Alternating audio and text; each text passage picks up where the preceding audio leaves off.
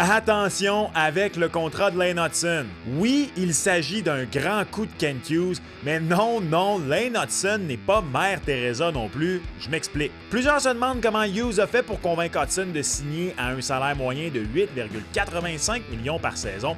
L'agent de Hutson, Sean Coffey, a confié à Nicolas Cloutier de TVA Sport que son client a lui-même fait pression pour que ça se règle, mais malgré le montant avantageux pour lequel Hutson va compter sous le plafond, le Canadien et ses agents ont négocié une entente qui lui rapportera un montant substantiellement plus élevé que ce qui paraît à première vue. Regardez la structure salariale du contrat de Hutson, 55 millions seront versés en boni à la signature, dont 22 millions lors des 2 premières années du contrat.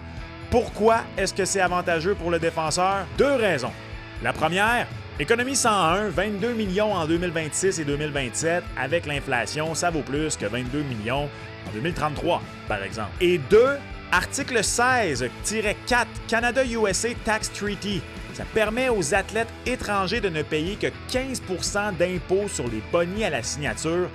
C'est dans le but d'avantager les équipes et également les salles de spectacle d'attirer des artistes ou des athlètes ici. John Tavares est d'ailleurs allé en cours à ce sujet avec l'Agence de revenus du Canada. Donc oui, le contrat est très avantageux pour le Canadien, mais il l'est aussi pour le jeune défenseur. Pour une équipe aux poches profondes comme le Canadien, ce sera intéressant de voir si le contrat de Hutson en sera un isolé ou si ça pourrait devenir une tendance pour faire baisser le montant moyen sous le plafond salarial des joueurs, un peu à l'image des équipes dans les États américains où il n'y a pas d'impôts dans les États.